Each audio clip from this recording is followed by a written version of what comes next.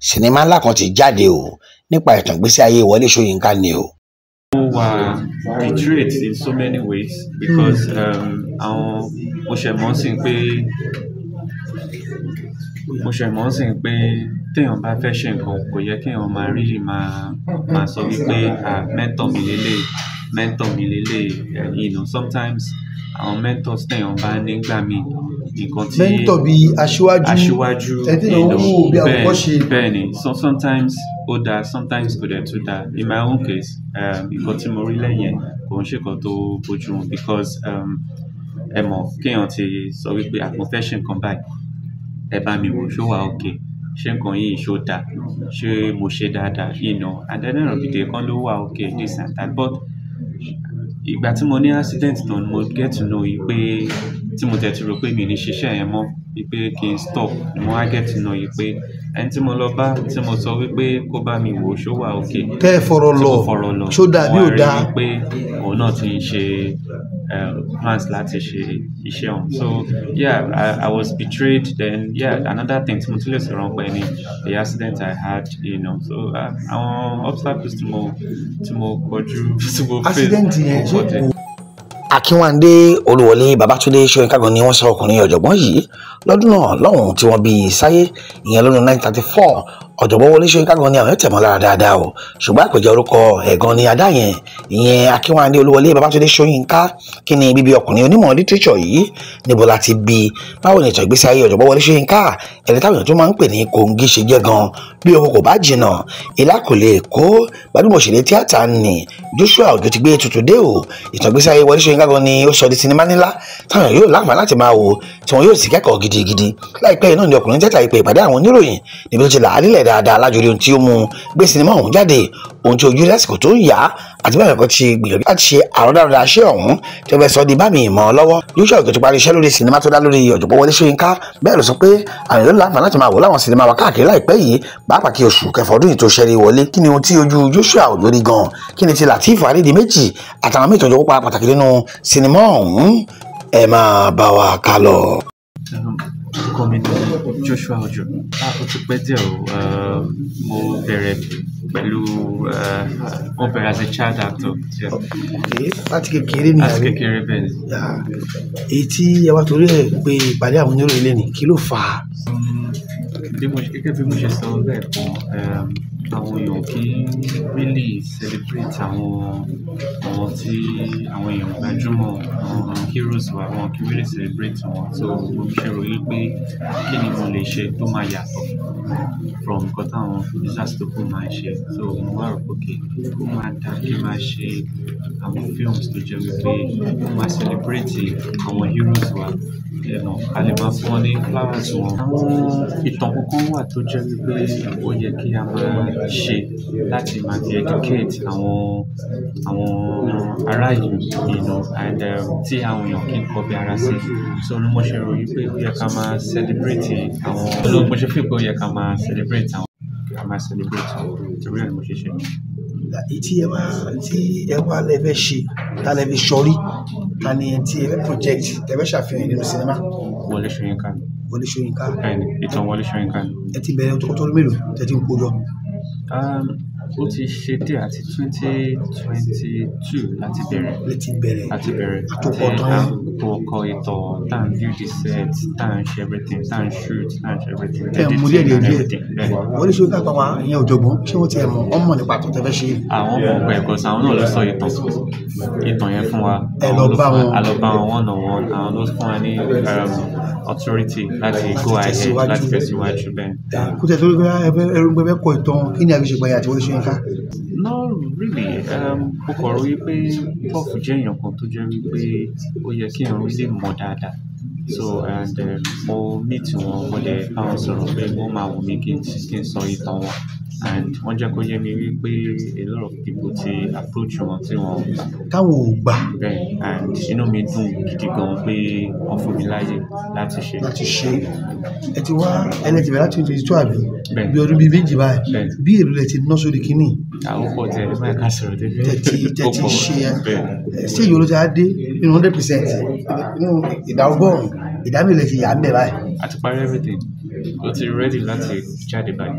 Fíìmù àgbéléwò ni àbí sinimá táwọn èèyàn lọ wò? Sinimá ni. Sinimá gangan ni. Owó yẹn And very soon àwọn èèyàn máa bẹ̀rẹ̀ sí máa wò ní streaming platforms náà. pẹ̀lú ògo Ọlọ́run. Àbálẹ̀ ti fún ní authority. Bẹ́ẹ̀ni. Kí á ló wá fàyè táwa ń ṣe ń bílẹ̀ ni? Ṣé ẹ fẹ́ sọ fún aráàlú pé kí wọ́n á wo sinimá ni àbí kí ni kókó ilé? Ṣé mo téèyàn bá ṣe irú nǹkan tó irú iṣẹ́ ńlá pàtàkì báyìí ó máa ń dá kéèyàn polówó ẹ̀ kéèyàn ṣe bíi press conference láti announce ẹ̀ fún àwọn èèyàn kéèyàn tún pé iṣẹ́ báyìí fẹ́ jáde ó ń bọ̀ nǹkan tí à ń ṣe lé nílé. Ṣùgbọ́n ìtawà ń gbọ́ àbí tí o ti ń rìn káàkiri ni pé èyí tẹ̀yìn yà nípa Wọlé Ṣóyínká ẹnìkan náà ṣe irú ẹ̀ ṣé ó ṣe ṣe kí èèyàn méjì ó ṣe nǹkan kan nípa ẹnìkan lẹ́ẹ̀kan náà nígbà kan náà. Well, èmi ò mọ ẹni tó ń ṣe títí ẹ̀ lẹ́gbẹ̀ẹ́ kan but tí tèmi lèmi really pay attention sí. Yeah, ẹnìkan náà ń ṣe but tí tèmi lèmi fẹ́ sọ̀rọ̀ pẹ̀. But èyí tí ẹ̀yin ṣe bàbá ló fún yín láṣẹ láti ṣe. Bàbá ló fún mi láṣẹ. Mo dẹ̀ ní written authorization from him. Ìgbà wo la máa wò ó? Tàbí tí àwọn èèyàn máa wò káàkiri? In less than a week, a máa bẹ̀rẹ̀ sí máa make announcement nípa ẹ̀. So nínú pé a fẹ́ ṣe sinimá yìí náà oríṣiríṣi ìrírí ẹ̀ máa ń rí. Kí ni kò tẹ́ dojú kọ ń gbà ẹ̀? Kí làwọn ìlà kọjá? Kí ni experience tẹ́ ní? Okay, so the movie. Yeah, mo wà betrayed in so many ways because mo ṣẹ̀ mọ̀ sí pé téèyàn bá fẹ́ ṣe nǹkan kò yẹ kéèyàn máa really máa sọ wípé mentor mi lélẹ̀ sometimes àwọn mentors téèyàn bá nígbà míì nǹkan tí mentor bí aṣíwájú bẹ́ẹ̀ ni so sometimes ó dáa sometimes kò dẹ̀ tún dáa in my own case nǹkan tí mo rí lẹ́yìn kò ń ṣe nǹkan tó bójú mu because ẹ mọ̀ kéèyàn ti sọ wípé mo fẹ́ ṣe nǹkan báyìí ẹ bá mi wò ṣó wà okay ṣé nǹkan yìí ṣó dáa ṣé mo ṣe dáadáa and then end of the day kan ló wà okay this and that but ìgbà tí mo ní accident náà mo get to know yìí pé tí mo tẹ̀ ti rò pé mi ní ṣiṣẹ́ yẹn mọ́ wípé kí n stop ni mo wá get to know yìí pé ẹni tí mo lọ bá tí mo sọ wípé kó bá mi wò ṣó wà okay tẹ́ ẹ fọ̀rọ̀ lọ ṣó dáa bí ò dáa wípé òun náà ti ń ṣe plans láti ṣe iṣẹ́ ọ̀hún so yeah I was betrayed then yeah another thing tí mo tún lè sọ̀rọ̀ pé ni the accident I had so àwọn obstacles tí mo kọjú tí mo face. Accident yẹn ṣé kò ṣáà la ẹ̀yin nìkan ni àbí pẹ̀lú àwọn tẹ̀jọ́ fẹ́ yá. èmi nìkan. lórí accident yẹn ẹbí ọjọ́ mẹ́rin lò lẹ́nu lọ́sibítù. It took me almost 8 months. Wow. Yeah. Ó sì affect àbí kò affect ẹ? Ó affect me because for like a year mi ò lè rìn wheelchair mo wà. Iṣẹ́ yẹn gan ẹ lè ṣe ń gbà ẹ mọ́ tó dúró. Mo kàn ṣe I stopped at a point ìgbà tó yá a máa shoot there a máa stop there a máa shoot there. Ẹ̀rọ àwọn kíkọ́ tó ń ṣe wá lè mú ṣé ó ṣeé ṣe kí ọ̀jọ̀gbọ́n kí wọ́n fún èèyàn méjì ní authority láti kọ̀ tán wọn gbà kan náà ṣé ó ṣeé ṣe? Well, I don't want to say anything regarding that. For me, I don't know. Bóyá prof ló fún ọ ní right. I don't know. I don't want to go there, but àwọn ló fún mi ní right to go ahead. So, ẹ̀dẹ̀mọ̀ títẹ̀mí Yorùbá la fi ṣe, kò ń ṣe English. So, títẹ̀mí yàtọ̀. So, that's all I can say. Ẹni accident yẹn bóòlù ṣe wáyé gan lẹ́nu iṣẹ́ ni àbẹ́ tí ẹ̀ ń ṣe yẹn lọ́tọ̀ ẹ̀ rìn lọ lọ́tọ̀ ni bóòlù ṣe wáyé gan báwo ló ṣe wá then báwo ni àǹfààtà sí.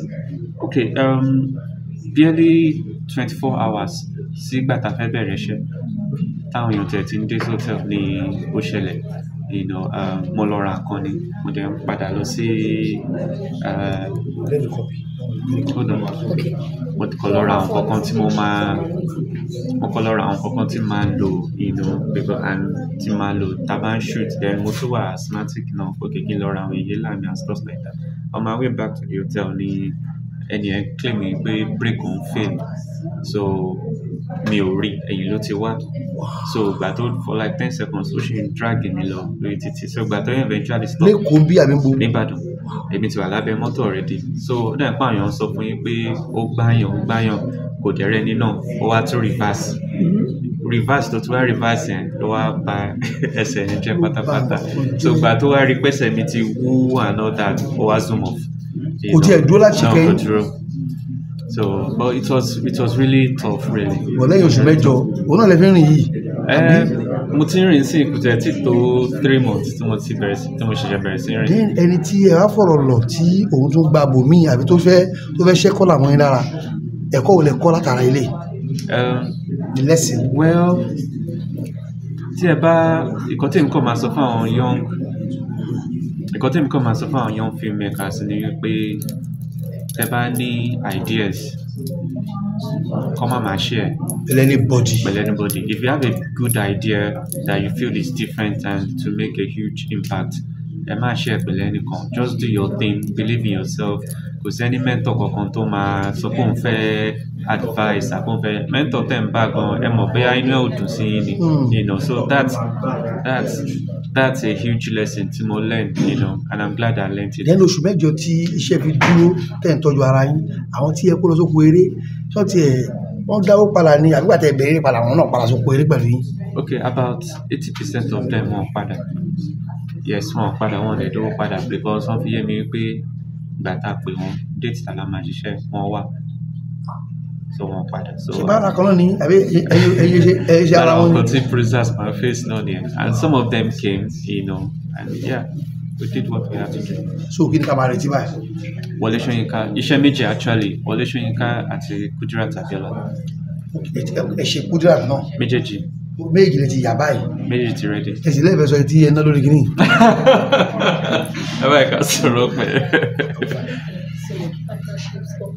Lẹ́yìn bó ṣe wá rí àwọn olóṣùgbà yín láti aṣẹ́ yìí àwọn àwọn olè tó fẹ́ kí abẹ́ṣe wà ó fún pé òkè àwọn kan ṣe ń bọ̀. Okay, so I just want to thank àwọn tó support wa tó dúró tì wá, you know, a lot of people turned us down, you know, and wọ́n feel pé it's a political story, kò yẹ káwọn dá sí, kò yẹ káwọn kópa nínú ẹ̀, but brands like Waka Now, Polly and Grills, LG, Fearless, Checkers Custard, you know, one Fearless, you know, one believe, go back, one believe in pé okay, ìtàn tó dá ló fẹ́ sọ, whether it's political or not, whether it has advantage or not, àwọn máa support and I'm glad they did. Ilé ìbò ṣe wá rí ìsìn àwọn iléèwé náà torí history gan ti ń parọ́ sí ń pòórá ẹ̀yin fi ṣe sinimá ni kí ni ìmọ̀ràn yín fún àwọn iléèwé ta ní káàkiri nípa ọ̀rọ̀ ìtàn àwọn tí wọ́n jẹ́ tí wọ́n làmìlaka láàrin àwùjọ. Okay, so some months ago ẹnìkan pè mí láti ó send DM sí mi ní Instagram, ó ní pé fíìmù tí mo ṣe tẹ́lẹ̀ pé wọ́n ní káwọn fi ṣe color study ẹ̀ kó fi ṣe project wọn and all that, so inú mi dùn yìí pé ní university wọ́n ní kó fi fíìmù mi ẹ fi ṣetán àníwúrà kó fi ṣe project wọn, so irú àwọn nǹkan bẹ́ẹ̀ náà ló ń jẹ́ kí fún mi ní more you know, ìwúrí láti ṣe more. So and yes, after the cinema release, the streaming platform, mo ṣì ní mind láti gbé lọ sí higher institutions and probably do some free screenings for them. Fún àwọn tí wọ́n máa rí nígbà àkọ́kọ́ tàbí lọ́ọ́ ti rí ti pẹ́ sinimá mi lè ti ṣe ní mini méjì mi lè ti ṣe tó yẹ tí tẹ̀ ṣe bí fíìmù ni o àbí sinimá mi lè ti ṣe. Okay, so the recent ones, like I said, Evushita Aniwura, then mo direct Evushita Aniwura, mo direct Borokini from African Magic, mo ṣe àwọn iṣẹ́ bíi mélòó kan ṣá. But tó jẹ́ tí gbogbo ńkọ́. Susan Wenger tó fetch me award from British Council.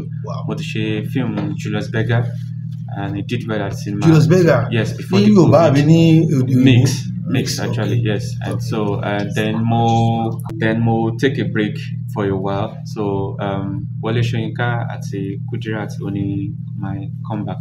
Fíìmù tàbí ẹ̀sán pa iṣẹ́ èdè ìbílẹ̀ ìyá ni àbí Yorùbá? Ṣé Wọlé Ṣóyínká àti Kudirat? 80% Yorùbá because ó tọ́ mọ́ Igbo díẹ̀, ó tọ́ mọ́ Hausa díẹ̀, so wọ́n sọ Hausa ń bẹ̀, wọ́n sọ Igbo díẹ̀ ń bẹ̀, wọ́n dẹ̀ sọ Yorùbá. Wọ́n sọ Yorùbá náà ń bẹ̀. Why tẹ́ fi mú why not English? Well, tẹ́ bá wo fíìmù àwọn Chinese wọ́n sọ English now, tẹ́ bá wo Indians náà wọ́n sọ English, èdè wọn ló máa ń sọ, so tá bá ń sọ pé a fẹ́ gbé àṣà wa lárugẹ, a fẹ́ celebrate àwọn èèyàn títí wa, ẹ jẹ́ ká sọ èdè wa a lè dàbí àwọn òyìnbó. kò sí báyìí fẹ́ sọ ta fẹ́ dàbí wọn. Kò sí nǹkan tá a fẹ́ ṣe tó máa dàbí wọn, you know. And so I feel this is just the right way. Tá bá fẹ́ sọ ìtàn yìí, ẹ jẹ́ á sọ ní èdè wa, you know. And yes, it's subtitled. It's going to be subtitled in English, French, and yeah. So ní Ilé-Ifẹ̀ ni o, ẹ jẹ́ ká mọ̀ yín dáadáa. Ilé-ìwé tẹ́ lọ, ibi tẹ́ ti ṣe iṣẹ́ tíátà lẹ́kọ́ ní school ni, àbí ìgbà tẹ́ dé ẹ lọ sáwọn campuses oríṣiríṣi, kó tó pé ẹnu adájọ́ pé èmi náà fi máa ṣe. Okay, mo lọ sí mo school ní Surulere, Sanya Primary School, then mo tẹ̀síwájú sí Jesha Boys Secondary School ní Surulere. Then from there mo lọ sí University of Ibadan tí mo ti study theatre art. Then ìgbà tí mo graduate tán mo lọ sí ITPAN lẹ́kọ̀ọ́ níbí tí mo ti study directing. But then mo feel pé mi ti wà fulfilled or satisfied.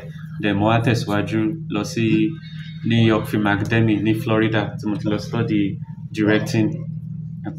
So nǹkan tí ẹ pé bẹ́ẹ̀ ni tí a wà fi rí àwọn kan náà nínú iṣẹ́ dáadáa. Ṣé gan-an máa rí nígbà tó ń bọ̀? Ẹ ṣé gan. Orúkọ yín? Orúkọ mi ni Ẹlẹ́mi Okojì. Mo play bíi nínú fíìmù Wọlé Ṣóyínká.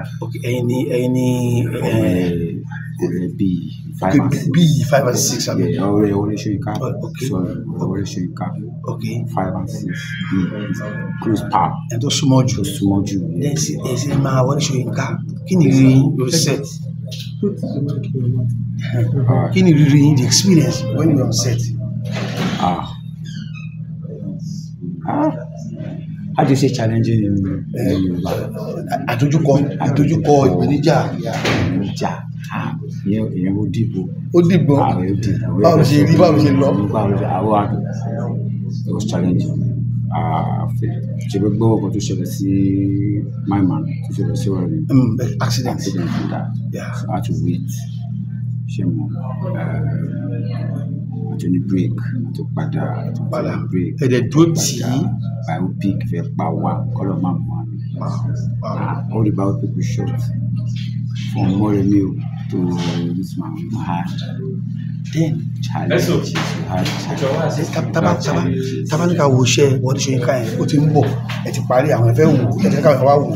Kí ni ìyàtọ̀ àwọn sinimá tá a ti ń rí káàkiri sí tí ó fẹ́ jáde yìí? Kí ni káwọn ẹ̀ máa expect? A lot. Bíi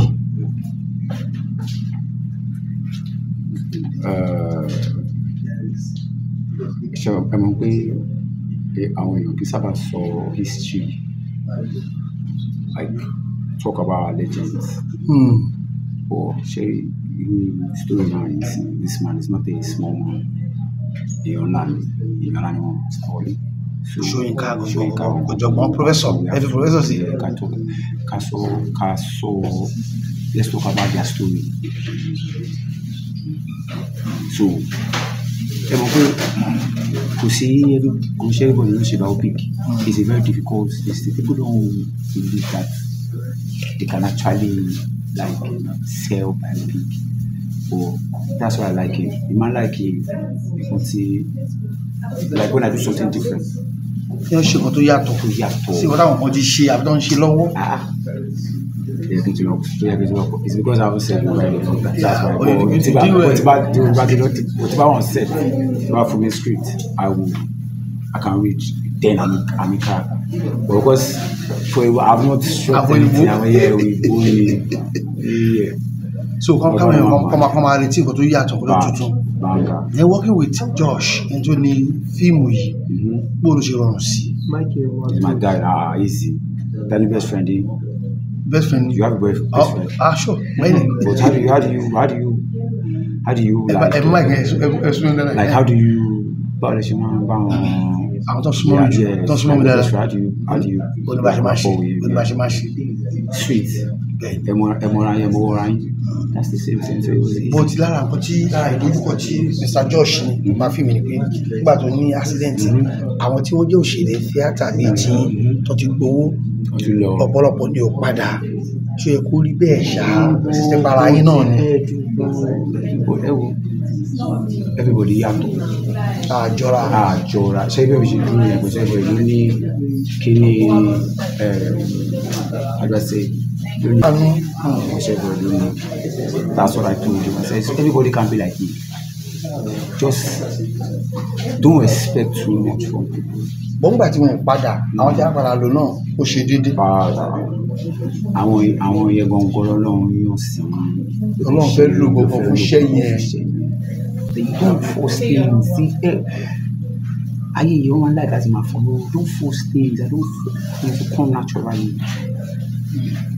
If it comes easy, then that's for me. Ní lára àwọn eré tí ọ̀rẹ́ yín ní òun náà ni pé ẹni tó finú tán ẹni tó fọkàn tán ọ̀gá àgbọ̀n mi wo kí ni wo ṣé bá kí ni dà ẹni ẹ wá gbà òun náà wà lọ ṣerú ẹ̀ irú yẹn kílẹ̀ lọ sí ìyẹn ò jọ mí lójú ìyẹn àgbo kí ni ọ̀kì jọ mí ẹ̀mọ́ kọ́tà máa ń jọ mí lójú téèyàn bá ń ṣe dáadáa ló máa ń jọ mí lójú. If I tell you to come now, if I say tí bá pẹ́ ìsìn tí bá okay tí bá fẹ́ gbà kọ́ lọ́wọ́ tí bá ní ẹ̀gbọ́n ẹ̀jọ̀ tí bá fẹ́ bẹ̀rẹ̀ kọ́ lọ́wọ́ ẹ̀mọ́ kọ́tà máa ń kọ́ expect no ó lè máa sọ mi o no ìyẹn ló máa ó lè máa fi lọ. So when you now say yes tí bá sọ okay ọ̀láyé yìí so good people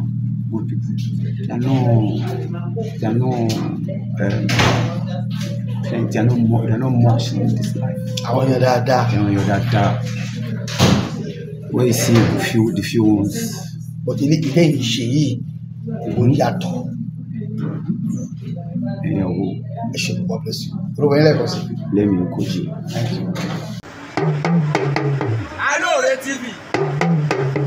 Alore TV nílé nílé òkúni ẹ máa wò ó ètò tó kọ́ni lọ́gbọ́n